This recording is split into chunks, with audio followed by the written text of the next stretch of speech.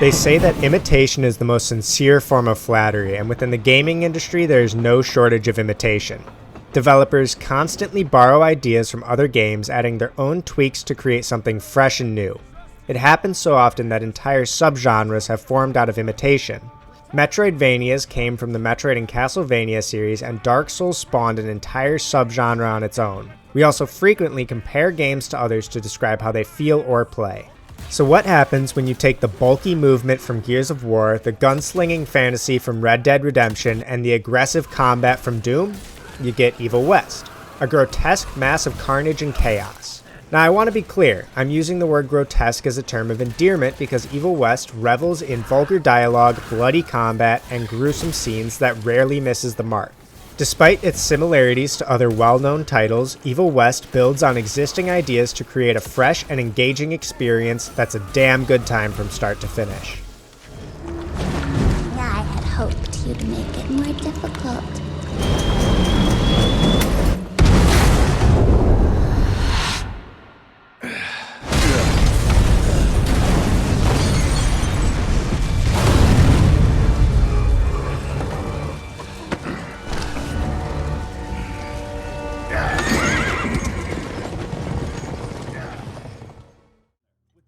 You play as Jesse Rentier, a field agent for the Rentier Institute, a secret U.S. government organization dedicated to fighting supernatural threats. As the son of the Institute's founder, William Rentier, Jesse has been bred to be a monster killer since the age of 10. The story begins with Jesse hunting down a pack of vampires known as the Sanguisuge to foil their plot to become the dominant species in the United States. Of course, everything goes south and Jesse is left with a skeleton crew, limited resources, and little time to fend off the most dangerous beasts in the American West. Once the stage is set, you'll journey across the American frontier battling hordes of nightmarish creatures, scavenging for cash, and enhancing your arsenal to unleash even greater destruction. Evil West doesn't offer much gameplay diversity. Its core focus is combat. The roughly 15-hour campaign revolves around fighting monsters, and the linear level design mostly has you walking between combat arenas and collecting money for upgrades. The good news is that the one thing Evil West does, it does exceptionally well. Combat throws you into arenas of varying shapes and sizes where highly diverse and dangerous enemies wait to tear you apart. You'll need to use a wide arsenal of weapons and gadgets to survive their relentless assault. What makes combat so compelling is the high level of precision, reflexes, and creativity it demands. Encounters are dangerous. Naturally, you might think playing at a distance is the safest strategy, but the game doesn't let you rely on that. Most of your equipment, including your primary source of healing, is limited to just one use or magazine before needing to recharge. Equipment does recharge over time, but very slowly. To speed up the process, you need to get aggressive and take enemies down in melee combat. That's where the Gauntlet comes into play. The Gauntlet is the pride of the Rentier Institute and is the backbone of your arsenal. Equipped with electrically charged augments, it lets you tear through enemies, reposition yourself, and even weaponize enemies against their own kind. The enemy variety is also impressive. Each type brings its own strengths, weaknesses, and dangerous abilities. You'll face everything from hulking brutes with massive axes to shield-bearing slug creatures that can only be damaged from behind. There are also spider dogs, skeletons carrying beehives, gunslinging vampires, and many, many more. Each encounter mixes these enemy types, forcing you to think on your feet, prioritize targets, and dodge relentless attacks. One of the standout mechanics is how it handles weak points. Most enemies have special abilities that can be deadly if left unchecked, but when they activate these abilities, they briefly expose a weak point. You have just a brief moment to react and land a shot, but doing so deals high damage and interrupts their attack. What I liked so much about this mechanic is how it brought the traditional gunslinging cowboy fantasy into an otherwise absurd world of vampire dismemberment. From a gameplay standpoint, it's essential.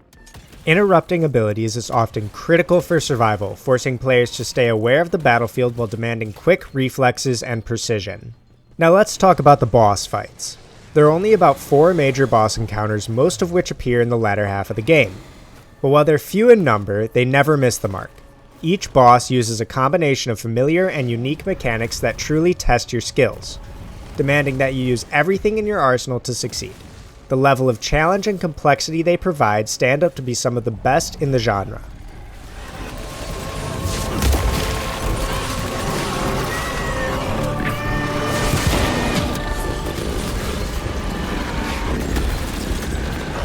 Outside of combat, what else does Evil West offer? Unfortunately, not much. Between fights, you'll traverse diverse landscapes from mountaintops and swamps to classic western towns. But these sections are extremely linear. They mostly feature simple puzzles or reflex-based tests that serve as a brief respite from combat. There are some side paths with money and upgrades, but that's about it. The game also makes some odd design choices, particularly in exploration. None of them are particularly bad, but some feel unnecessary. For example, many levels feature interactive objects you must climb over or drop down from, often trapping you in areas until combat is finished. That makes sense for encounter design, but outside of combat, these points of no return can be frustrating. Sometimes it's unclear which path advances the level and which is a side route with hidden loot. If you pick the wrong one, you can't backtrack, meaning you might miss valuable upgrades. You can replay levels and try to find the loot you missed, but you will no longer receive any XP for the encounters you repeat. This makes doing so extremely discouraging, especially because that box you missed might contain a valuable perk point, or it might contain a skin that barely even changes what you look like. Another strange choice involves the game's hub area. Between missions, you return to your home base to regroup with your comrades and respec your character if you want. These sections are technically part of the next level and contain some of the level's collectibles. As a result, you'll find yourself running through the same rooms repeatedly, checking for newly spawned money or codex entries. If there were more things to do in the hub area, this wouldn't be as noticeable, but as it stands, it just feels like unnecessary padding. I do want to mention that Evil West does offer a co-op option, allowing you to take on the vampire horde with a friend. I never tested this option myself, but from what I read online, it doesn't seem very engaging. For starters, story progression is only given to the host. It also appears that the second player does not get to choose their own upgrades, but rather they are automatically assigned to be in line with that of the host. Playing with a friend always lends itself to be a good time, but from my experience, the game seems to be designed for single player. Amelia, that was potty mouth? I'm about 90% adrenaline right now, Jesse, so maybe you save your critiques for when my legs stop shaking. The story of Evil West is just about as good as a story about vampire hunting cowboys can be. Although where its story really shines is through the minor details and dialogue between characters. To start out, the Sanguisuge aren't your typical vampires.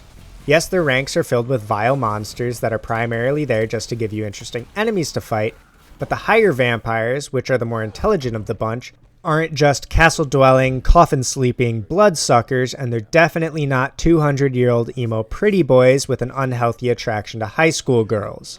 They're a fully developed species with concerns about human advancement and how it will make their species obsolete. These more pragmatic motivations for the villains gives them a surprising depth and subverts the expectations you might have with just a passing glance at this game. Pair that with some witty one-liners and vulgar language, and you've got yourself some writing that rarely fails to put a grin on my face. Who do I have to bend over this bar and indiscreetly fuck to get some coffee around here? What a day. See you in the briefing room. Evil West may not break new ground, but it doesn't need to. It takes inspiration from familiar sources and turns them into a fast-paced, action-filled experience that stays engaging throughout.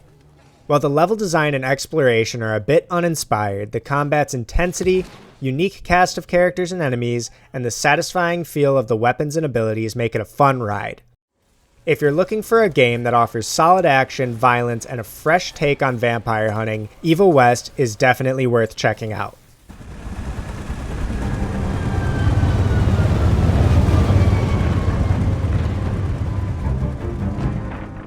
Thank you everybody for watching. If you liked what you saw, be sure to like and subscribe and follow us on Twitch for live content. Until next time, cheers!